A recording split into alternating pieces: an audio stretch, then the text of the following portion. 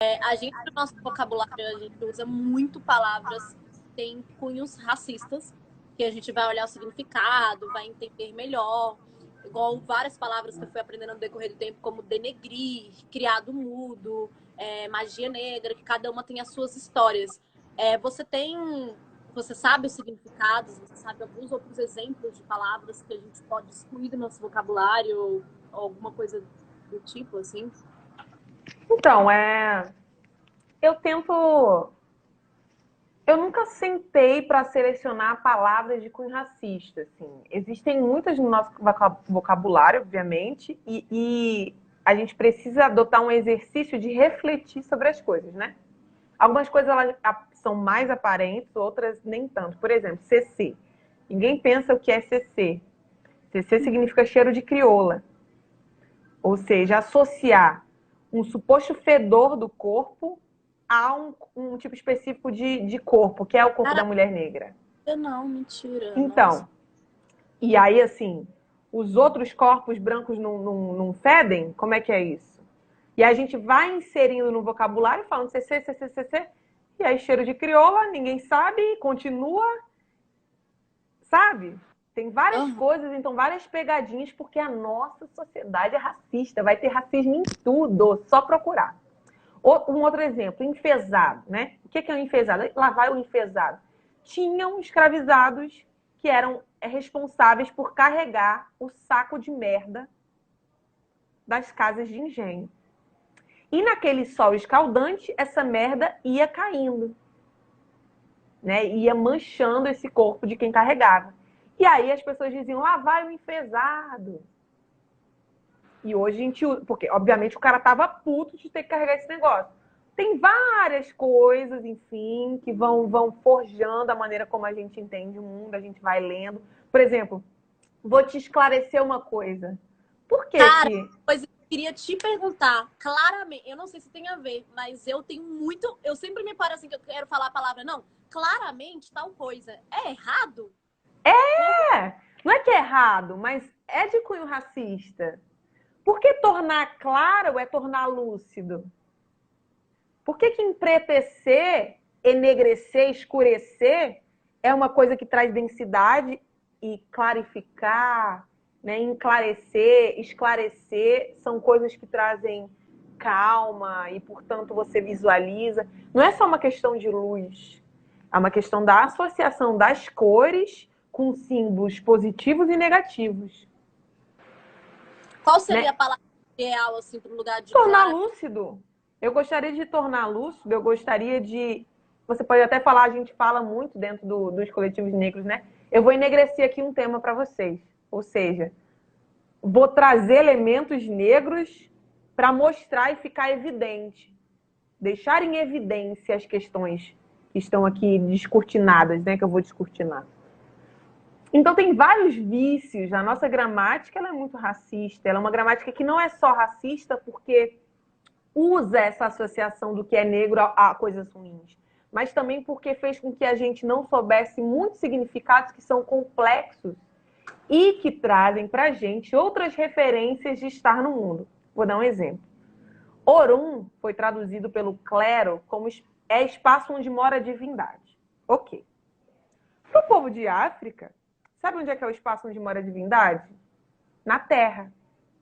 Então, Orum é terra. Tradução de Orum é terra. Quando os africanos vêm para cá e o clero vai fazer essa transição para a linguagem escrita, ele vai dizer que Orum é o céu. Por quê? Porque para o clero, para os portugueses, o espaço onde mora a divindade é o céu. Você pensa assim, não, é só uma questão de tradução, não tem problema. Besteira. Veja bem, se o povo africano, a terra onde está a divindade, ele entende que o divino está de onde ele vem, de onde vem a comida e para onde ele vai. Não precisa criar uma religião aos olhos do africano em que Deus está distante e, portanto, ele é uma meta. Como se fosse uma vida toda de julgo, de dificuldade para alcançar esse Deus, para ver se ele nos nota. Porque para o povo africano, Deus está na terra. Então é só eu me curvar que eu cultuo. O respeito ao alimento, à terra, é um respeito ao divino. Na cultura europeia, se Deus está no céu, pois que desmate a terra. Não tem problema nenhum. Destruir vegetação para fazer prédio não tem problema nenhum. Porque Deus está no céu. Mas se Deus está na terra, muito provavelmente, se eles tivessem essa concepção que o divino está na terra, eles não fariam a violência que eles fazem com a terra. Então, uma questão que parece mera de tradução de linguagem, a linguagem é um código cultural de como a gente enxerga o mundo. A gente enxerga o mundo de maneira racista, porque os nossos códigos de linguagem são racistas, como CC, como esclarecer. Mas aí quando falam, porque eu uso as perguntas que normalmente eu já escutei a vida inteira também. Por exemplo, quando fala assim, Carol, mas é o óbvio, o branco e o preto. É óbvio que isso aqui é mais escuro. É questão de você olhar. E aí? Tipo... Não é uma... Isso, dizer que é branco e preto, é negar. Mas esse discurso é como se ele fizesse assim, tá bom, vamos sair desse mundo branco e preto. Não tem. Tudo que a gente analisa nesse mundo é parte desse mundo. A nossa linguagem, ela não está descolada do nosso histórico de escravidão. Não adianta pegar, achar que papel é papel branco e aqui é preto, preto e foda-se. Não. Existe uma referência objetiva material de codificação daquilo que é positivo e que é negativo. E isso vai ser racializado. Porque o que é de preto vai ser inferior e o que é de branco vai ser superior. Não dá pra gente ficar desmentindo. É isso, esse é o problema da branquitude quando eu falo pra você. É isso que eles fazem com a cultura, com a linguagem. Eles ficam desmembrando algo que é complexo, que é um todo. Vai falar assim, beleza, vamos negar a realidade, vamos falar só da cultura. Quero usar tranças. Sim, se você tirar do contexto, vocês podem usar tudo. Sim, se você tirar do contexto, branco só é branco, preto só é preto, é só cor. Mas não é, nesse mundo branco e preto tem um significado. E aí as pessoas precisam respeitar isso. Não dá para ficar, fecha um olho e abre o outro, não faz sentido, abre os dois olhos. É a famosa frase que me mata, como todos os pretos. Gente, vocês que veem racismo demais. Vocês já pararam pra pensar que se vocês pararem de falar sobre isso, nem vai existir? Ah, para! Só quando vocês falam que existe, assim? Nossa, velho. Engraçado, né? Ah, não. Cara, é um absurdo pra mim, assim, chega num nível. Cara, a palavra criado mudo, né, que eu vi, né, que é por conta que no tempo da escravidão, os criados ficavam ao lado da cama, servindo, em silêncio, né? Ah, tá, pensei que eu tinha falado alguma coisa errada. Não. Aí eu pensei que tinha falado alguma coisa preconceituosa. Em silêncio, esperando para servir. Quando eles chamassem, estamos aqui. Então eles ficavam lá do lado, criados mudos. Mudo. Criado mudo. E são coisas pequenas que eu mesma, a gente tem. É normal a gente ficar falando. Então, às vezes, quando eu vou falar, eu já fico cômoda. É isso. Ou, sei lá, alguma coisa assim. Eu tento ficar. Eu acho que é importante. As pessoas podem falar, tá bom, não precisa de tanto. Deixa isso. Mas eu acho que é importante. Porque se todo mundo para de falar, as crianças não crescem. Exato. Muito de pouquinho as questões das palavras. E é aquilo que eu falei, né? De que existem vários aspectos para a gente lutar. Um deles é a estética, a linguagem, a renda, o trabalho, a educação. Tem várias coisas. Que até me perguntaram como fazer. Tem pessoas até brancas que falam, tá, como eu posso fazer para ajudar? Então, já ajude nisso. Não colocando tranças nas palavras, não usando palavras que são racistas. Não se incomodando quando está num espaço que só tem gente branca. Se incomodando quando vai estudar só tem referencial branco. O racismo ele tem que incomodar os brancos também, não é possível. Porque acontece de, tipo, as pessoas falarem, não, mas isso é pequeno, não, mas isso é muito pequeno diante da história. Mas aí na hora de bater a consciência, fala, tá, e como eu posso ajudar? Não falando mais que isso é pequeno.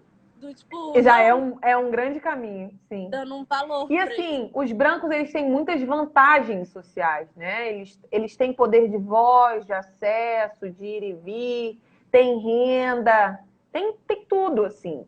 Então, eu costumo falar, não abra mão dos seus privilégios. Use-os em prol do povo. E aí, quando eu falo do povo, não é do seu povo só, não. Se você tem dinheiro, paga a faculdade de uma pessoa negra. Se você tem poder de falar, quando você está numa roda com brancos e alguém for racista, não fica cutucando a pessoa negra para ela combater, não. Vá lá e fale assim, isso aqui é racismo. Não é só nós negros que sabemos o que é racismo, não. Vocês sabem quando alguém é racista. Só que vocês coadunam, vocês se silenciam, vocês deixam, vocês permitem. Usem os seus privilégios materiais e simbólicos para o que presta. Entendeu? Se mova. Porque, assim, a branquitude ela é responsável pela produção do racismo e pela reprodução. As coisas são como são há tanto tempo, não é porque nós escolhemos. É porque existe alguém que continua mantendo essa forma de existir no mundo. E nós somos não vitimizados, mas as vítimas reais. Porque a gente não escolheu. Isso não é vitimismo. Porque a gente não escolhe estar nesse lugar. Nós fomos colocados, a gente luta para sair. Mas é muito difícil ficar lutando para sair com esse corpo tão consolidado que é o corpo branco, que se nega a recuar, se nega a sair do centro das coisas. Ou seja, parem de diminuir, dividam espaço, se levantem para que o outro sente, sabe? Se incomode, mobilize sua renda, seu patrimônio e não estou falando de sair daqui para ir ficar adotando criança africana e voltar para cá, não, para dizer que fez alguma coisa pelos pretos. Não é sobre isso. As crianças negras estão passando fome aqui. Antes de tudo, pessoas brancas ficar adotando crianças africanas? Eu sou. Eu acho que é uma prática colonial, que é você pegar um sujeito da sua comunidade, né? E aí pode estar passando por violência, etc e tal, mas tirar da sua comunidade, desterritorializar e trazer para um contexto que ele vai crescer nesse lugar que, tipo assim, é extremamente racista. E quer ajudar? Mobiliza dinheiro, mobiliza ações, fortalece uma outra família negra para ficar com essa criança, porque ela precisa de identificação também. Cria uma rede de potência.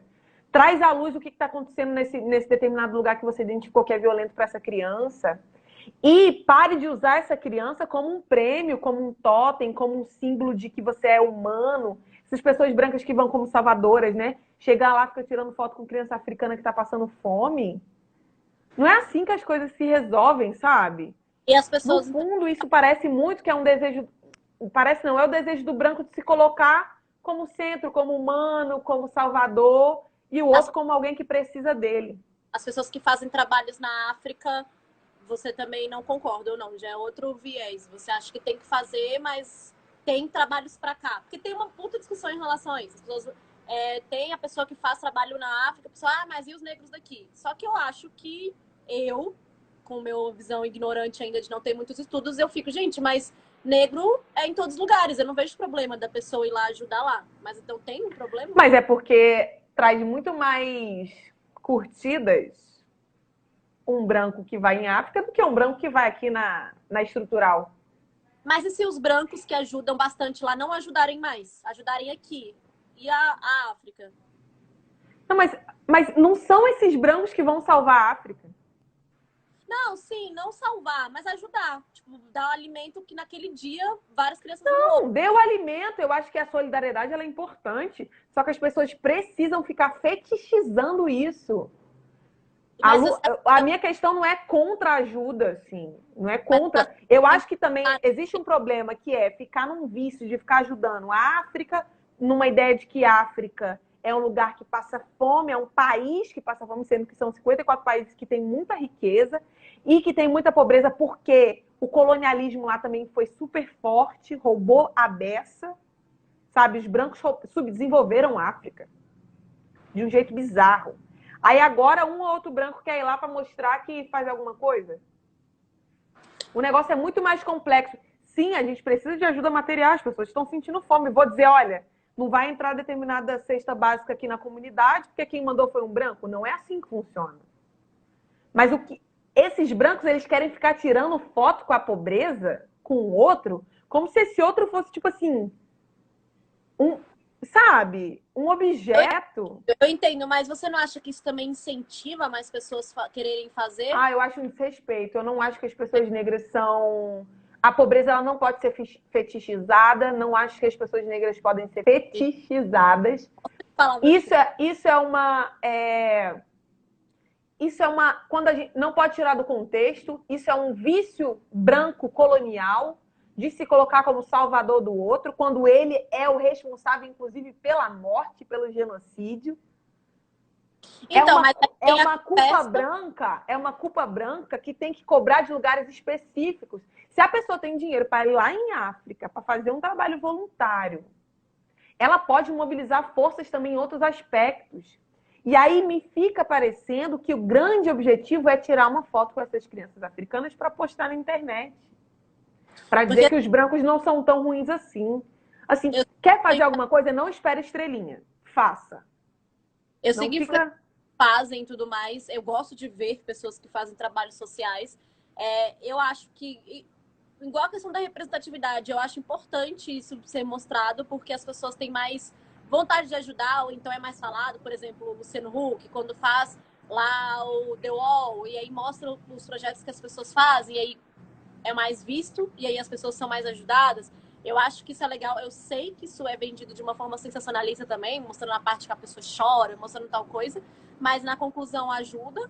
É, é meio que uma humilhação por ajuda, digamos assim, também. Mas eu tenho dos dois lados pensando, não sei se eu concordo ou discordo, mas eu sigo influenciadoras brancas, inclusive eu falando, as pessoas já sabem mais ou menos quem é, né, que é bem conhecida, e ela vai para fora. E eu vi muito disso por conta dela, e que é errado, né? Desculpa eu saber disso porque eu sou pessoa branca. Mas ela, por exemplo, já fez vaquinha que em 1 mês, 2 meses, arrecadou quase R$ 1 milhão para ajudar. O que já construiu escola na África e tudo mais. O que eu acho de grande valia, e ela realmente só conseguiu esse valor porque ela postou e aí as pessoas viram e ajudaram com dinheiro. Ela tem muito dinheiro, já ajudou com muito dinheiro, mas porque ela postou, várias pessoas também ajudam mais. Sim, mas ela mobilizou o privilégio dela em prol de um objetivo. Só que muito provavelmente essa pessoa branca, ela para chegar na casa dela de um lugar específico, ela passa por pessoas morando na rua e eventualmente não fazem nada, não faz nada. Por que esse fetiche em salvar a África? Isso não entra na minha cabeça. Porque quem quer ajudar, ajuda onde quer que esteja. Por que o corpo preto africano vende mais como objeto mesmo, porque é assim que é lido, para ser ajudado, para ser salvo, e os daqui não importam? Existe uma cegueira nacional dessa branquitude que nega os problemas estruturais do próprio país, que são soberbas, que em muita medida são racistas, e ficam se relacionando no âmbito internacional com uma ideia de África, que vem de uma ideia de África que é pobre, que precisa de ajuda da branquitude internacional, e não é. Por quê? O que essa pessoa produz de conhecimento sobre África? Ela só vende uma ideia de um africano que passa fome. Não fala mais nada sobre o... Não fala mais nada. Aposto que não tem uma foto no Instagram dessa pessoa falando de civilizações africanas, da potência, do histórico de roubo, do Egito Negro. Não tem, porque o que vende é uma história de uma África que passa fome. Aí parece que a Europa não passa fome, que o Brasil não passa fome, que a América Latina não passa fome. Para mim, é uma cegueira nacional absurda de fetiche numa ideia de África, de uma África que tem pobreza porque os brancos roubaram tudo que tinha África. Devolvam a riqueza. Quer mobilizar alguma coisa? Faça, mas não espere também estrelinha, holofote, e pare de corroborar. O problema também desses salvadores é exatamente essa fixação, porque eles têm uma rede de difusão de conhecimento e eles estão difundindo uma África que é sempre ausente, faltante, que necessita. A África tem muita coisa, inclusive coisas que poderiam salvar o resto do mundo, de saberes. Mas a África é lida e retratada como um lugar que não é diverso, em que as pessoas só passam fome, são mutiladas e que bebem sangue de vaca. A quem interessa isso? Sabe? A Europa, então, é o lugar desenvolvido. É o lugar dos sonhos. As pessoas fazem xixi no metrô da França, entendeu? De Paris. Me respeita. Vocês estão querendo ensinar higiene para os outros? Tem gente passando fome, vocês estão matando a galera também no seu próprio país, no seu território. Vocês estão querendo salvar os outros lá do outro lado? Para mim, a conta não fecha. Não conta, não fecha. Para mim, existe um racismo estrutural de uma culpa branca que quer se tirar desse lugar de branco, né? querendo salvar o outro. O branco europeu, colonizador, ele destruiu o mundo exatamente porque ele saiu da Europa achando que ia salvar todo mundo. Sendo que ninguém queria ser salvo porque estava todo mundo bem. E ele continua a fazer isso, só que hoje ele pode justificar a sua pseudo-salvação numa pobreza. Mas a pobreza ele esquece que foi ele mesmo que criou. Toda a mazela do mundo hoje foi construída pela expansão colonial da Europa. Tá entendendo como é mais complexo? Então, assim, não adianta ficar me vendendo a história de uma branca que vai lá em África salvar, porque o babado é muito mais embaixo. Sim, consegui ter outra visão. E perceba, Carol, eu te convido, eu acho que eu sei quem é, tem umas fotos dessa mulher com crianças africanas no colo, que ela fala assim, acabou de perder a mãe, não sei o que lá. É uma romantização ridícula. É uma romantização ridícula, uma falta de respeito. Sabe? Pra mim não dá, não. Total, entendi toda a indignação. Quanto mais a gente conversa, mais eu vejo tanto que eu tô distante, preciso me aproximar mais. Assim. Queria perguntar para você, quando foi que de fato você começou a estudar sobre o povo negro, sobre a cultura africana? Quando foi que te deu esse estralo? Do tipo, você tinha quantos anos? Aconteceu algo específico? Então, a gente, pessoas negras, nós pessoas negras, vivemos já lidando com a racialidade do nosso corpo, né? Sabendo que somos negras, mas nos roubam a possibilidade de nos chamarmos assim, porque querem que a gente acredite que a gente não é um povo, um coletivo. Então, você sofre o racismo, mas quando você fala assim, eu sou negra, não, você não é negra, não. Você é morena cor de jambo. Não, você... Entendeu? Então fica nesse misto. Eu faço você sentir a dor, mas eu não deixo você se reconhecer na dor. Beleza. Vivi isso, entrei na universidade, portanto. E aí na universidade, a universidade muitas vezes é esse lugar onde a gente começa a conhecer porque tem conhecimento crítico, porque tem espaço para isso. Só que às vezes isso também se dá de maneira tardia, porque a universidade também é um campo de produção do conhecimento branco. Então eu entrei na universidade achando que sou classe trabalhadora, conheci Marx. Eita, pronto, revolução dos trabalhadores, revolução dos proletários, é isso, o nosso problema é o capitalismo. Aí fui estudando, mas falei assim, mas eu sou mulher. Não, então o nosso problema é o patriarcado e o capitalismo. Entendi, eu sou mulher e sou trabalhadora, é isso. Tá. E aí eu fui vendo que o babado estava muito errado. E aí rolou a primeira matéria que eu peguei de questão racial. Cheguei na aula e falei assim, não. Aí a professora tá falando, não sei o que lá, não sei o que lá. Eu falei assim, não, mas professora, a classe é central, né? E ela falou assim, quem falou que a classe é central? E já tinham imbuído na minha cabeça 2 anos de que a classe era a parada mais central numa sociedade. Que a nossa divisão é de classe, o resto é resto. O resto é recorte. Quando ela falou isso e me devolveu, eu falei assim, como assim essa mulher tá questionando isso? É que nem questionar, sei lá, se a Terra é redonda, tá ligado? Eu fiquei louca. Eu falei, meu Deus do céu, o que está acontecendo? E comecei a ler os autores negros dessa matéria. E eu me via em cada linha. Essas aulas, quem pegou é com a Ana Flausina. A gente saía chorando da aula. Era um bagulho doido, assim. Porque era o nosso reconhecimento, como diz Bell Hooks, né? Da teoria como cura. Primeira vez que uma teoria falou da gente. Que você não estava se sentindo sozinho. Então, a partir daí, eu fui mergulhando no meu conhecimento. Falei, isso aqui não é suficiente. Fui indo. Terminei a graduação, estudando sobre a formação da branquitude no Brasil, questão de classe, pá. E entro no mestrado e finalizo o mestrado falando de colonialidade, de branquitude, de Estado. Que aí são aprofundamentos, né? Coisas que eu vou vendo que são necessárias para a gente entender que não basta só chegar aqui, a questão racial é porque a raça é uma construção social. Tá, que construção social é essa? Colonização. O que é colonização? O que se mantém? O que é modernidade? Então a gente vai complexificando o assunto e foi basicamente esse meu caminho. Questão racial há uns 7 anos e vivo há 25, né?